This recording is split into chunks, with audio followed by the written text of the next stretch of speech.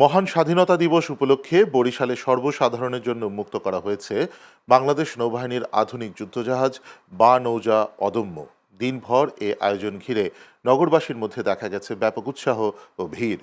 আজ দুপুর 12টা থেকে বিকেল 4টা পর্যন্ত নগরীর কীর্তনখোলা নদীর তীরে মুক্তিযোদ্ধা পার্ক সংলগ্ন বিআইডব্লিউটিএ ঘাটে দর্শনার্থীদের জন্য উন্মুক্ত রাখা হয় যুদ্ধজাহাজটি।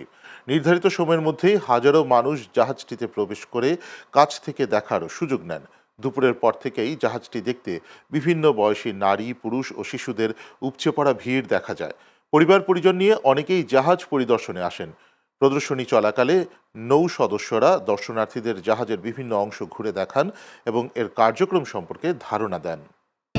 এবছরও বাংলাদেশ নৌবাহিনীর বেশ কিছু যুদ্ধজাহাজ দেশের বিভিন্ন স্থানে সর্বসাধারণের পরিদর্শনের জন্য উন্মুক্ত রাখা হয়েছে।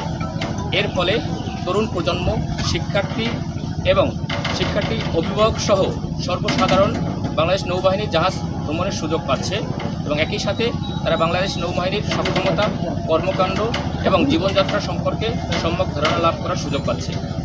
বিশেষ করে এই কার্যক্রমের মাধ্যমে তরুণ প্রজন্ম বাংলাদেশ সশস্ত্র বাহিনী সম্পর্কে সম্যক ধারণা লাভ করার সুযোগ পাচ্ছে। ফলে তারা দেশপ্রেমে উদ্বুদ্ধ হয়ে ভবিষ্যতে দেশ সেবায় আত্মনিয়োগের অনুপ্রেরণা পাচ্ছে।